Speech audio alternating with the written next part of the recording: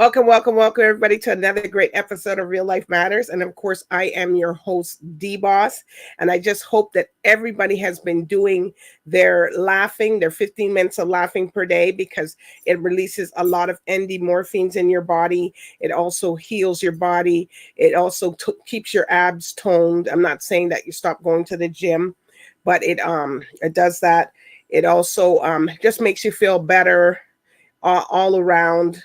And if you're stressed and you want to keep looking youthful, you should be laughing. And how you start your day is how you're going to, the whole day will receive you that way. Well, if you do it, you may not do it in the day, but you could come home and do it. If you have a very serious job, it's good for you to do 15 minutes minimum. Don't say you don't have anybody to laugh with, because you can always call somebody. You can always put on something funny on the streaming. They got so much things now that you could watch and you could stream. And remember, laughing is for all ages. It's not just for one single group or age group. It could be for everybody. So there's so many health benefits to laughing. And also, that is something that everybody should do every day and incorporate in their daily routine. And also, I'm going to be telling you about the benefits of coconut water and also watermelon. So you can incorporate all those three elements into your routine, your daily routine. And I do want to thank those that have been participating and doing the laughing. They said it's been helping them. It's great. They feel better. They feel a lot better than they used to, just sitting at home and just being stern all the time. No. So we're going to hear something from one of the sponsors, Vital Steps to Vital Health and Fitness. And we'll be right back with our special guest. Welcome to your Vital Steps to Better Health and Fitness. I'm Joanne James. Today we're going to talk about working out when you have a cold. I get that question quite frequently. Is it a good idea to work out when I have the cold? Well, if you have sniffles, maybe a runny nose, maybe not so bad. You don't want to work out intensely. However, if you have chills and a fever, stay home, take care of your body. Now, when you're exercising, if you have a cold, make sure that you don't work out too intensely. Stay from a basic to moderate intensity workout. And again, if you do have a flu or if you have the chills, don't work out at home. And if you're going to work out, try not to go into a gym or a club to do this. All you're going to do is pass your germs around. So remember, if you have a cold, take your time, let your body heal, then go back to working out at your full intensity when you're ready. I'm Joanne James. This has been your Vital Steps to Better Health and Fitness. We'll see you later. Well, thank you, Joanne James, for that tip, because a lot of people always ask that question, if I'm sick, should I be working out and all that? And of course, she gave you the answers there. All right, we got here today a president of the UNIA, which is the Universal Negro Improvement Association and African Committee League. Yes, I know it's a lot. But it's also the National Historic. They're going to be having a National Historic event in Montreal, Quebec. But, we're going to find out everything that's going on. And for people who are not familiar with what this organization does, they're going to find out today. So let's get right into it. We have Mervyn Weeks. Thank you. Thank you, boss. Thank you. Well, I tell you, it was a little bit, when I always get worried when they got these acronyms like UNIA or TCCC or something. Because Not to worry. I believe that almost everybody was familiar with it, especially if you are from Jamaica, you would know about the Right Honorable Marcus Garvey. But I must touch on the drink part. You missed a good part of the coconut water. There's something in the Caribbean that goes into the coconut water that make it really delicious. And what's that? You can mention it. You can mention it. The Vincentian strong rum. It just my God. And it makes it so nice. After you have a drink, you want to have more and more and more. It beats out the drink. Okay, so I guess here at Real Life Matters, we like to know everybody's cultural background. So I take it you're from St. Vincent. Yes, I'm from St. Vincent and the Grenadines. And which part? I am from Sign Hill, Kingston. There's a little Okay. village called Roseau. So I grew up in Roseau, and I spent most of my younger days playing cricket, soccer, dominoes, having a great time. And I schooled there. I also schooled in Barbados. And Wow. You and the see? later part of my education came at McGill University, where I got a BSW and an MSW. So Wow. I sort of cut the educational part a little short because I know you want to talk about the UNIA. So yes, No, well, it's okay. We got to flow with it because we're gonna, it's not all formal and stuff like that. So you came from St. Vincent and the Grenadines in when? In the 60s, the 70s? in the 60s.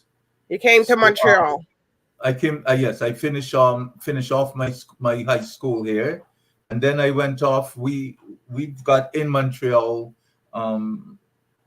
different stages of schools. We have the college aspect that you that's not in Toronto. So from the Well, college, I grew up in Montreal, so so you know about we force you to go to college. You yeah, have to the leave high school Lachine. and you go to I grew college. up in Lachine. Yes, So that's not too far from where I live now in yeah. NDG. It's about a 10-minute ride. Oh, you're in NDG. Yeah, okay. Yes, I'm Yeah, in I grew up in NDG. Lachine, and I went to Lachine High, and I went to Dawson College. That's when it was Wonderful. separated. Yes, wonderful. So yes, and then after that, I end off my education at McGill University with Okay. a And bachelor's. what did you take? What did you take in there? What did you do? Social work. I'm a Oh, social worker okay. by trade. I spent my life working with young people, with the provincial government. Okay. I work with teenage boys and girls from 12 to 18. Sometimes he went off to a little older, 19, 20. So that's how I spent my time. So I am a retired social worker. Oh, okay. All right. So this organization, how did you come about and get involved in this? Well, I've always been involved in the community. I spent my entire life in the community, and hearing about UNIA, I just wanted to be part of it because I've always been someone who was quite interested in Marcus Garvey. In fact, I did not mention, and I should have let you know that I also spent some time in Jamaica. So I'm a true Caribbean man. I'm a true So Caribbean. you went all over. I went all over. I went all over. Barbados, Jamaica, Trinidad, you name it, and I've touched down because I played a lot of cricket.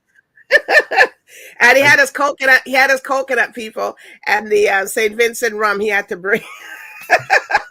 The St. Vincent rum with the coconut is amazing. It's amazing. Wow! And I heard it's very strong too. It is very, very strong. In fact, at this point in time, you're not allowed to bring the rum out of St. Vincent. It's that strong. No, you cannot bring it out. You could drink as much as you want. But you can't bring it. You can't bring it, and you can't even hide it to bring it out because they check your suitcase, and they have all these special apparatus to make certain that they know it's not going on in that plane. It's really proof. It's high proof rum, very tasty, very tasty.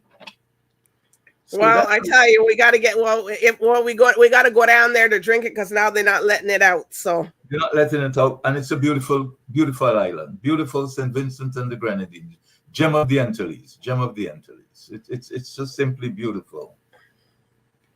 All right, so this organization, how long has this organization been around? Oh my goodness, forever, forever. But before I start telling a little bit about it, what I would like, with your permission, is maybe to start out with the preamble of the organization, which I'd like to read to the audience because I think it set the pace, it set the mood for where we're at.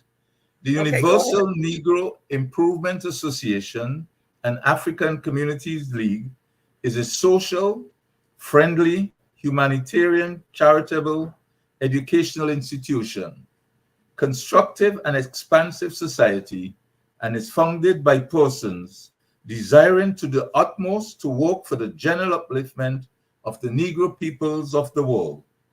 The members pledge themselves to do all in their power to converse the right of their noble race and to respect the rights of all mankind, believing always in the brotherhood of man and the fatherhood of God. The motto of the organization is one God, one aim, one destiny. Therefore, let justice be done to all mankind, realizing that if the strong oppresses the weak, confusion and discontent will ever mark the path of man. But with love, faith, and charity towards all, the reign of peace and plenty will be heralded into the world, and the generations of man shall be called blessed. What do you think? Wow. This is the right, I believe that was really the right way to start. Yes. And that's the motto or the vision statement for the Yes, it is. Yes, it is. Okay. It's called the preamble. Preamble. That's how we walk from that. Okay. All right. All right. And then you want to know a little history of the organization? Yes. All right. Over a century ago, the Universal Negro Improvement Association was founded by the Honorable Marcus Mosiah Garvey as a means to unite people of African descent. In his quest to achieve his goal, Mr. Garvey traveled throughout the world, including in these travels were stops in Australia, Haiti, Panama, and the United States. Mr. Garvey also spent considerable time in Canada developing the UNIAACL divisions and fostering support for the Pan-African, that's important, the Pan-African movement. In June 1919, the Canadian division of the UNIA opened in Montreal, followed closely by the opening of the Toronto division in December of that same year. By 1922, there were 32 divisions of the UNIA in Canada, from Nova Scotia to British Columbia. A need was definitely there. The Montreal Division's 334 membership mainly consisted of West Indian community. Their goal was to provide a positive place to express pride and racial heritage, history, and culture. Should I continue? No, because we're not reading a thing here. All right. So you guys have a lot of different satellites or offices and organizations set up all across the province of Canada, yes. Correct? Correct. Okay. All right. And it stemmed from where? From in Jamaica, right? Correct? Yes. And then he spread his wings throughout the world. The world. And we're talking, like I mentioned, from the 1900s. Okay. So when people go to this organization and stuff, so what do you guys do there when you all meet up and stuff? Oh, there's a tremendous amount of things that happening. Because I hope you ain't reading this. Because this is the motto is important to read so that we get it right. Because you might be people in the audience who might know of the motto and said, he missed something. Oh, okay. So, yes, in the organization, we have fun things that happen. We recently had a barbecue, and we had quite a good turnout. Lots of good food, West Indian food. No strong rum, but good food.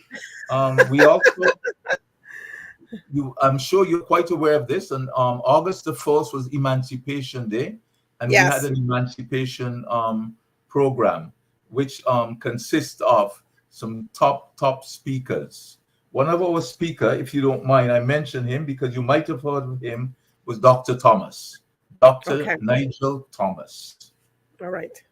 So apart from that, we also have cultural fests. We meet with the city of Montreal. We have the raising of the red, black, and green. You might notice my button here. The raising of the flag. So we have drumming lessons. We believe in drumming, and we have drumming for all ages. It's a small fee to pay because we have to, maintain our organization. So yes, we do Right. have we spend a lot of time with the drumming. We have dancing. We have an organization called Montreal School of Performing Arts, and they Okay. come in. They're part of the organization, and they spend a lot of time um, organizing plays, Okay. theatrical performance for the community. So people pay a small fee and come in, and the organization bring us back to our heritage, back to Africa, where we and discuss and show some amazing programs take place. So So we where is this where's the organization in Montreal? Where is that located? 2741 Notre Dame, Notre Oh, not Dame, better. corner of Atwater, Okay. 2740. But I must let you know that okay, you go ahead. You wanted to ask a question. No, I just said okay. Oh, and the building, we have two halls, and the halls are ours. They belong to Okay. the organization, which is Okay. very important to let the audience know that we do have a bit of real estate that we are proud of. It came Okay. about a very long time. It was a very hard work getting there, but we're there. We got it, and in these halls is where the programs happen. So we offer again for a small fee, Christmas parties, birthday parties, bam, any wedding receptions. We loan it out if somebody passed away and the person haven't got Mhm. money for a repast. We let them come in and have a good time and celebration of life. So Mhm. yes, we believe that we are out there for the community. We spread our wings. We are there and let the community know that what we do and how we do what we do. And at this point in time, my motto is moving the organization forward and Okay. trying my endeavor best to make certain that we can have quite a large participation membership. I'm hoping by the end of the year our membership can rise to 100.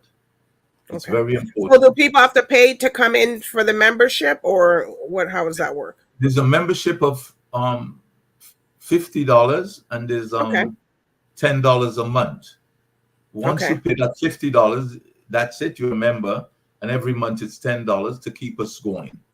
Okay. Because we at this point in time we don't get any government grant. We don't apply for any government grant. We try our best to make certain that what we do it belongs to us, and we are free to say whatever we want. And when you get government grants, as you know, you have to be careful with how you mention anything.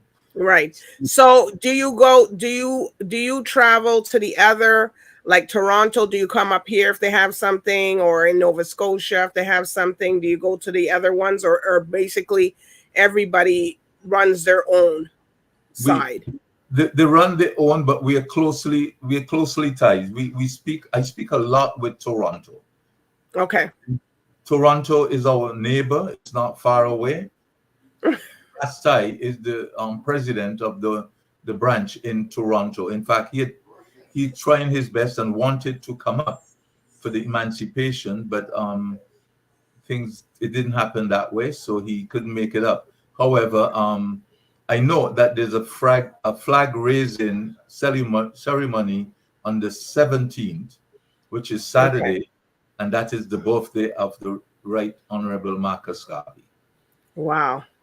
Well, there's so many things going on for the Emancipation month during the first week of August there, and there must have been about 40 to 60 different things going on, and it was very hard for people to divide their time to go. Like they had their own sound.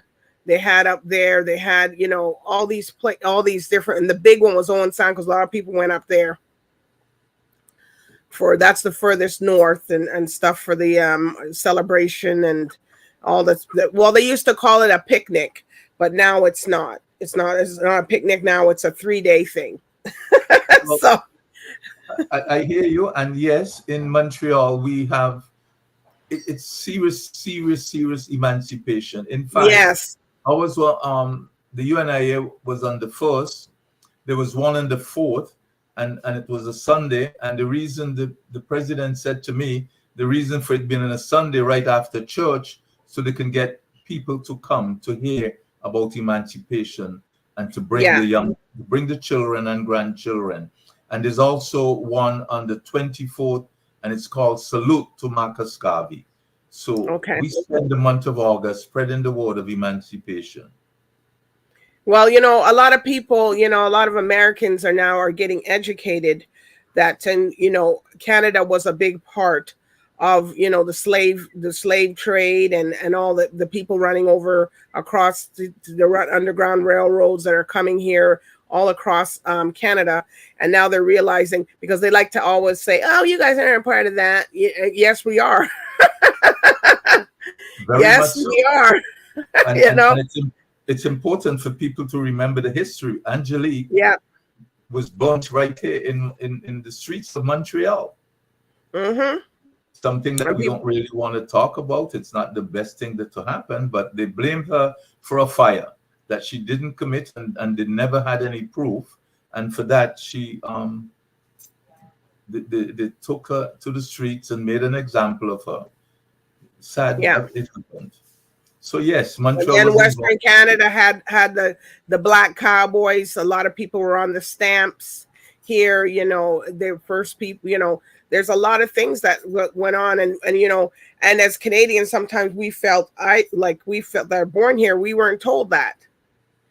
We weren't told that in Canada. They skipped out that part of history, which was which should have been mentioned. I remember one year I was asked to speak at Black History Month, and at a school, and the students was appalled to know that there were slaves in Canada. They couldn't believe it. Yeah. I mean, and these were high school kids not knowing history, which is important. They just did not know what's happening. And we didn't, and a lot of people didn't know nothing because they didn't say nothing. A lot of us had a lot of land rights also, but some of them who didn't want to cause any friction, they just gave their land rights up. That's right. So we owned a lot of lands too. And and some people coming from a lot of us coming from the Caribbean descent and stuff. Like your family didn't tell you that we have indigenous, we have Indian in us, we have different things going through. So now, like, oh, you're telling us this now. The last minute. So that was, that's something, but I'm glad that your organization is continuing to grow and do things, and it's already growing. It's not grow, but you want it to continue to grow and get more members to participate to help you guys out to keep this legacy going that you guys have started. As the president, that's the motto. Moving forward, I've been stressing that we need membership. You have to come out. You have to join. We need the strength. Right. We need to move forward, and in order to do that, we need to see that we have the numbers. The numbers are very important. And book the stuff. Stop looking for other venues and book the venues over there at you guys. That's 2741. Correct. Mm-hmm. That's where you guys book it there. Yeah, I'm stressing that everywhere that I'm asked to speak. I stress 2741. We have 2 halls. The halls belong to UNIA. Come by. I'm asking the young people to do the hip hop, to do the open mic. I'm opening it up to the younger people, so they feel wanted and they're ready. Yes. And they're open to the open mic and the hip hop, and we just have a good time. The elderly people, they can find their own little program, and the mature people, say that way. Young at heart. Yeah, mature. The mature people. Young at heart. Right. All right. So for this organization, the people that supported you over all the years, do you want to give any shout outs to anyone that's helped you guys continuing on the legacy? Yes. There's so many people who've been involved. If I start naming and I left anyone out, I'm going to be in trouble. But yes, Well, there's I know that our last president, Randolph Peer, he was president for a very, very long time, and he set the pace for us to be where we're at today. He when we lost our building, he was right up front with the city, really and truly working hard to make certain that we lost our building because they opened the metro, and the metro was causing problems with the building.